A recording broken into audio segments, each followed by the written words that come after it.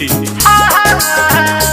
प्यार भइल तो मिठाई हम बटले रही, तोहरा चक्कर में हाथ अपन कटले रही।